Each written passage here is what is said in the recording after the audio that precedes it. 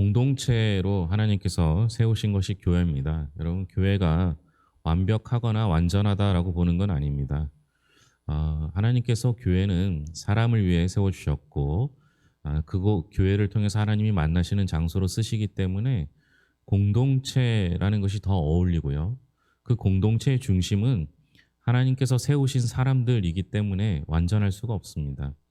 또한 완전한 사람만 온다는 것 역시 불가능한 것이기 때문에 그렇죠. 그러나 공동체 안에 중요한 것이 하나 있는데 그것은 질서입니다. 질서는 높낮이를 말하는 것이 아니라 각각 해야 할 일이 다름, 또는 맡겨진 일이 다르다라는 것이 교회 안에서의 질서를 뜻하게 됩니다.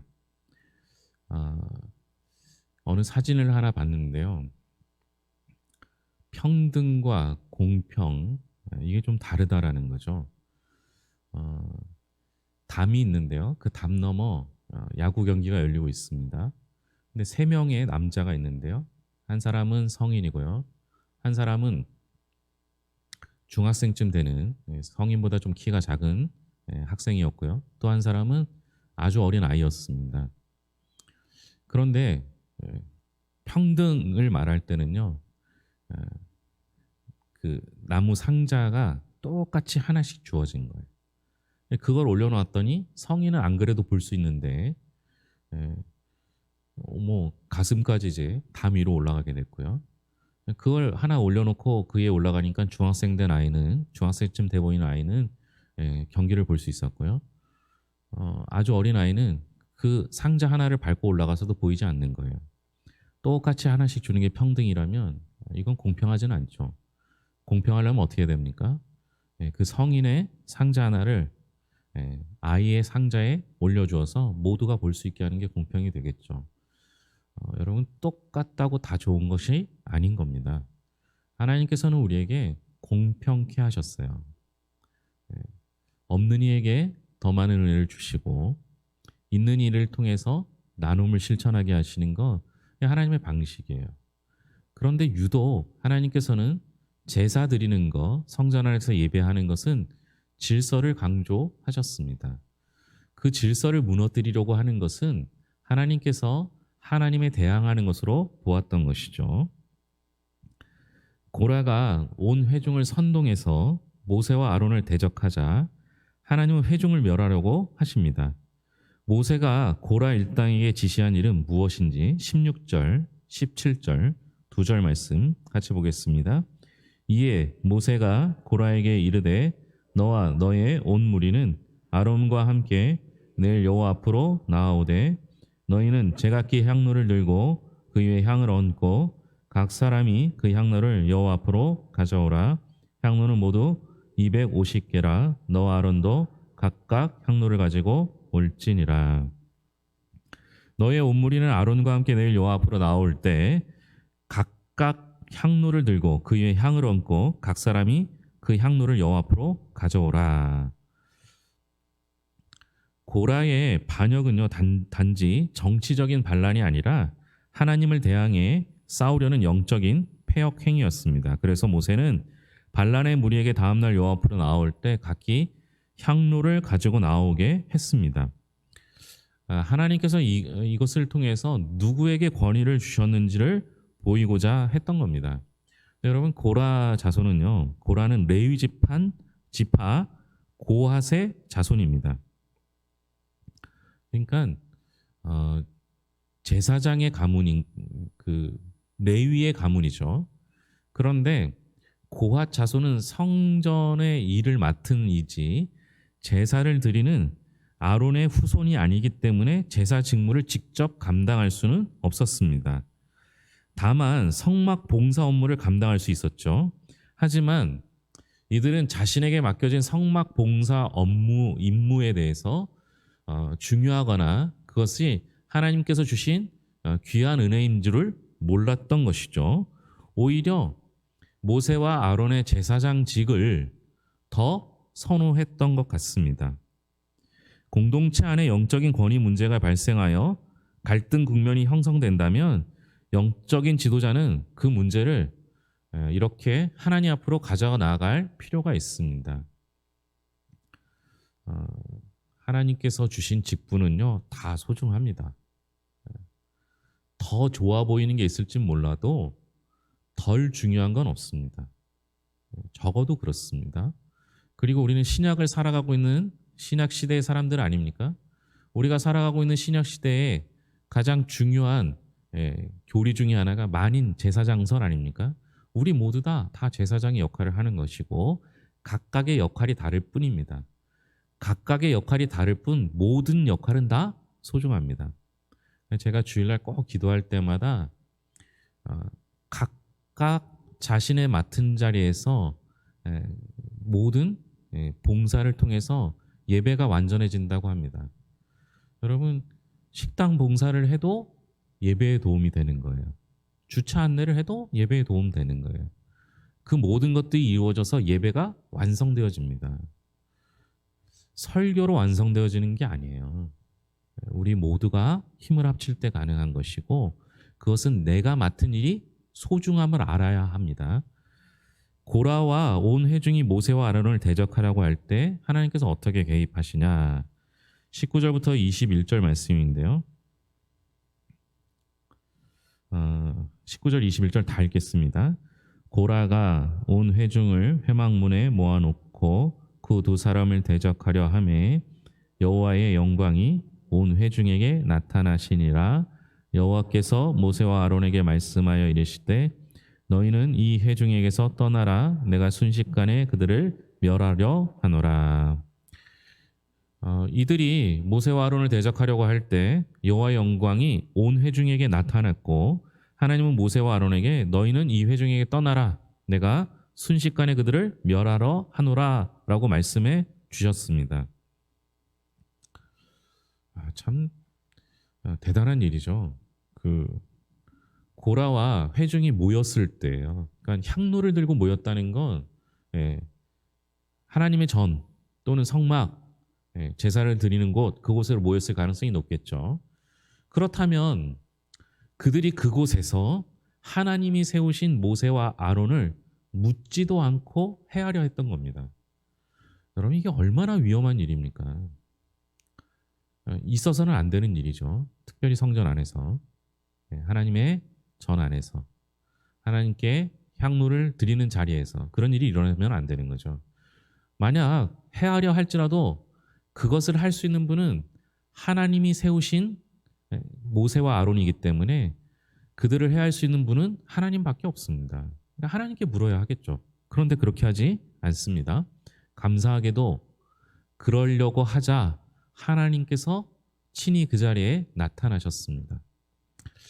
이게 오늘 말씀의 주제는 아니지만 여러분 우리가 살아가는 동안에 내가 늘 당하고 어려움만 생기는데 누군가 나를 해하려 하는 그 순간에 하나님이 반드시 나타나신다는 사실도 보여준 겁니다. 모세와 아론이어서가 아니라 까닭 없이 해하려 하는 자들 앞에 하나님께서 나타나셔서 하나님 그 문제를 해결해 주신다는 거예요. 심지어 모세와 아론을 대적했던 고라와 그 일당들을 하나님께서 멸하려 하신다라는 겁니다. 우리 하나님은요, 세상에서 일어나는 일에 대해 방관하시는 분이 아니라 결정적인 순간에 나타나서 해결해 주시는 분이십니다. 모세와 아론은 진노하신 하나님 앞에 엎드려 무엇이라고 말합니까? 22절입니다. 22절 말씀 같이 읽겠습니다. 그 두 사람이 엎드려 이르되 하나님이여 모든 육체의 생명의 하나님이여 한 사람이 범죄하였거늘 온 회중에게 진노하시나이까. 모든 육체의 생명의 하나님이시여 한 사람이 범죄하였거늘 온 회중에게 진노하시나이까. 이렇게 묻죠. 무슨 내용입니까? 자기를 해하려 했던 사람들을 향한 중보기도예요. 왜 한 사람이 범죄했는데 온 백성이 죽임을 당해야 하느냐라는 것이죠. 모세와 아론은 생명의 위협을 받는 절체절명의 위기 속에서도 백성의 안위를 먼저 생각하며 중보기도합니다. 모세는요, 하나님의 정의가 실현될 것을 구하지만 백성에게 긍휼을 베풀어 주시는 것을 잊지 말도록 간구하신 것입니다. 이게 고라와 모세의 차이예요. 고라는 자신이 하고자 하는 것을 위해서 그 일을 하고 있는 사람을 해하려 했습니다. 묻지도 않고. 그러나 모세는 고라 일당들에게 그렇다면 그것을 하나님께 묻자 하고 향로를 가지고 나오라고 합니다. 그리고 오히려 회중을 선동해서 자신들을 죽이려 했던 사람들, 예, 선동에 당해서 자신의 의지와 상관없이 또는 선동에 당했기 때문에 그런 일을 행했던 사람들을 오히려 살려달라라고 구하는 겁니다. 그래서 지도자는 다른 거예요. 교회 안에서 일을 할 때 각각의 생각이 다릅니다. 대부분 목사가 주장을 많이 하니까 목사의 주장대로 될 때가 많아요. 그런데 그래도 가능한 이유는 목사가 나쁜 마음 먹으면 안 되겠지만 그렇지 않다면 악한 마음을 먹은 게 아니라면 대부분 목사는 교회 전체를 볼 때가 많습니다. 모세도 자신의 안위보다 항상 백성의 안위를 보여준 거예요. 제사장의 역할을 잘 알고 있었던 거죠. 하나님과 백성 사이의 중재자 역할을 한 거죠. 모세가 괜히 지도자로서 지금까지 살아온 게 아닙니다. 그러니까 모세가 그 역할을 한 거예요. 근데 고라는 자신이 지도자가 되는 데에만 관심이 있었지 자신의 죄로 인해서 다른 사람이 피해를 볼 거라는 생각을 안 한 거죠. 이 고라와 모세의 차이가 지도자와 그렇지 않은 사람의 차이가 되는 겁니다. 보는 눈이 달라요. 이건 어쩔 수 없어요. 그러나 중요한 건요. 누군가 나를 해하려 할지라도 그가 모세이든 고라이든 온 회중이든 하나님이 세우신 사람이든 그렇지 않은 사람이든 안갚음할 권한이 내게는 없다는 사실이에요. 복수할 권한이 내게는 없다는 사실이에요. 그러니까 지금 우리 세계 우리가 살고 있는 이 세상에요. 특별히 최근에 드라마에 반영된 것을 보면요. 사적 복수가 가능한 것처럼 얘기해요. 우리 성도님들 잘 안 보시겠지만 학폭을 당한 아이가 커서 그들을 복수하는 거. 그리고 누군가 피해를 당한 사람이 의뢰를 하면 그 의뢰를 들어주는 사적 복수가 가능한 것처럼 이야기합니다. 근데 여러분 그건 법도 아니고요. 그리고 하나님의 법은 더욱더 아닙니다. 하나님의 법은 모든 걸 하나님께 맡기는 데 있어요.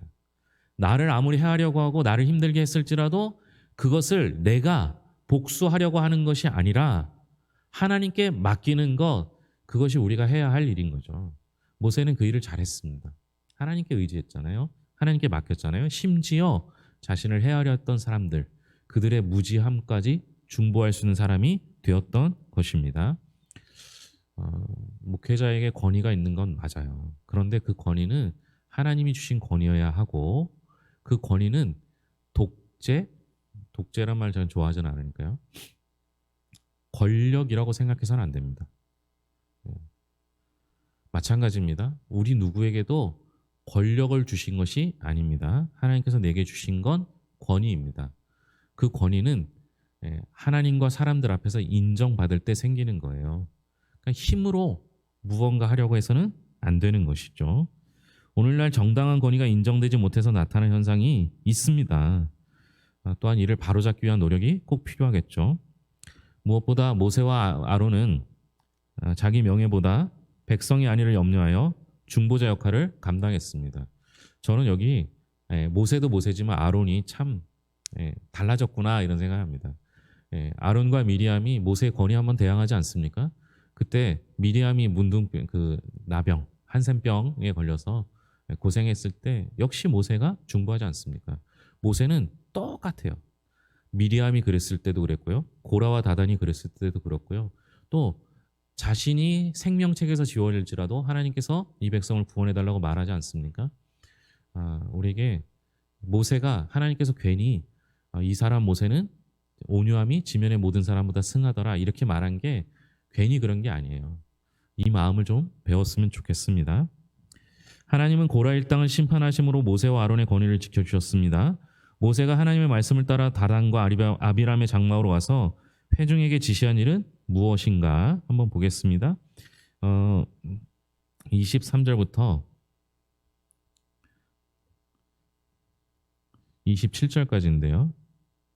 23절부터 27절까지 같이 읽겠습니다.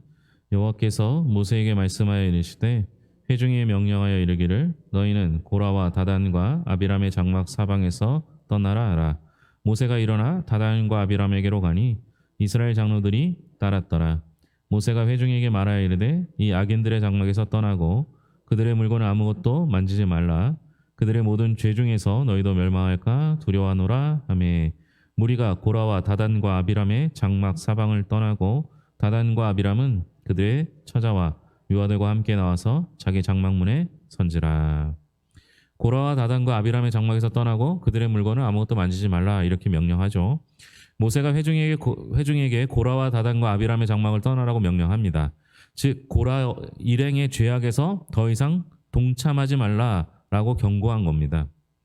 이것은 이스라엘 백성에게 마지막 회개의 기회를 준 것입니다. 만일 이 마지막 경고를 무시한다면 그들은 하나님께 직접 심판을 받게 될 것이겠죠. 성도는 영적인 분별력을 가져야 합니다. 선과 악을 구별할 줄 알아야 하며 악한 무리와 동행하는 것을 두려워해야 합니다. 악으로부터 떠나지 않는다면 하나님의 심판을 받기 때문입니다. 어떤 사람과 교제하느냐가 그 사람의 영적인 수준과 믿음을 결정합니다. 성도는 하나님의 사람들과 교제해야 하는 것이죠. 끝까지 그럼 고라편에 선 사람들은 어떻게 됐는가? 28절에서 35절인데요. 31절 31절부터 33절입니다. 그가 이 모든 말을 마치자마자 그들이 섰던 땅바닥이 갈라지니라.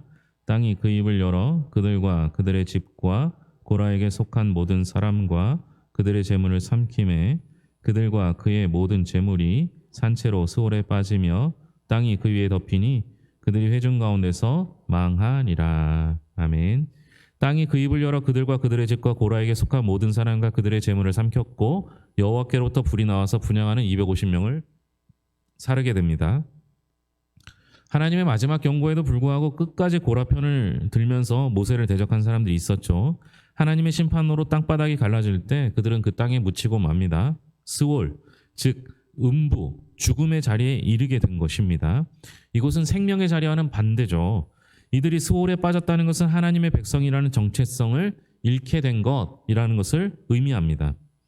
고라와 함께 자기의 멋대로 분향하려고 했던 250명이 몰살당한 겁니다. 하나님은 자기의 뜻에 순종하지 않는 자들이 멋대로 질서를 무너뜨리는 행위를 용납하지 않으십니다. 탐욕으로 공동체 예배를 훼손하며 하나님 앞에서 거룩한 예배자로 서지 않는 자들은 하나님의 심판의 대상이 될 수밖에 없음을 보여주는 것입니다. 중요한 건 뭐예요? 심판을 받았다는 것이 아니라 심판을 벗어날 기회를 잃었다는 것에 있습니다. 우리 하나님은 항상 기회를 주셔요. 되돌아설 기회를 주시는 거죠. 악한 길에서 벗어날 기회가 있을 때, 악한 자들의 모의에서 빠져나올 기회가 있을 때 지체 말고 뛰어나와야 합니다. 오늘날 하나님께서 그렇다면 우리에게 길에서 돌이키라 명령하신 것은 무엇이겠습니까? 그 길에서 더 늦지 않도록 속히 돌아설 수 있기를 바랍니다. 기도하겠습니다. 하나님 아버지 감사합니다. 교회 안에 질서를 주신 것 감사합니다. 하나님은 질서의 하나님이시기 때문입니다. 교회의 머리는 예수 그리스도입니다. 예수님을 우리의 머리 삼고 각각 그 지체대로 자신의 맡은 역할을 다하게 하여 주시옵소서. 절대로 교회의 머리는 당회도 목사도 장로도 아닙니다. 교회의 머리는 항상 예수 그리스도님이셔야 합니다. 그 사실을 잊지 않게 하여 주시옵소서. 나머지 모두는 각각의 직분을 맡은 청지기일 뿐이오니 맡겨진 직분대로 잘 감당하게 하시되 특별히 예배에서는 질서가 제대로 세워지게 하시고 전하는 자, 듣는 자, 함께 봉사하는 모든 자가 협력하여 아름다운 예배를 이루어갈 수 있도록 돌보아 주시옵소서. 권위에 대항하는 것은 특별히 예배의 권위에 대항하는 것은 하나님을 대항하는 것으로 하나님은 이해하십니다. 그래서 하나님께서는 그것을 보지 아니하시고 심판하려 하십니다. 우리가 할 수만 있다면 날마다 중보하여 우리 공동체 안에 있는 잘못된 것들을 뿌리를 뽑게 하시고 우리의 중보기도를 통하여 연약하여 마음이 흔들린 자들을 주께서 돌보시고 치유하심을 경험케 하여 주시옵소서. 더불어 하나님 아버지, 하나님께서 우리에게 기회를 주실 때 속히 돌아서게 하시고 주님의 편에 설 수 있도록 소홀에 빠지지 않고 하나님 백성으로 늘 살아갈 수 있도록 인도하여 주시옵소서. 오늘도 주의 전에 나와 함께 예배하는 이들이 있습니다. 이들의 기도를 들으시고 응답하여 주시되 우리도 모세와 아론과 같은 중보하는 성도들이 되게 하여 주시옵고 교회 성도들 중에서 눈에 보이지 않고 연약하고 또 하나님 아버지 흔들리는 이들이 있다면 그들을 위하여 기도할 수 있는 넉넉한 마음도 주시옵소서. 하나님 아버지, 우리 안에 부정적인 마음들을 사라지게 하시고 좋은 것 보게 하시고 좋은 말씀 듣게 하시고 좋은 생각할 수 있도록 주여 함께하여 주시옵소서. 하나님, 우리와 함께 하시는 하나님께 감사드리며 모든 것을 예수님의 이름으로 기도합니다. 아멘.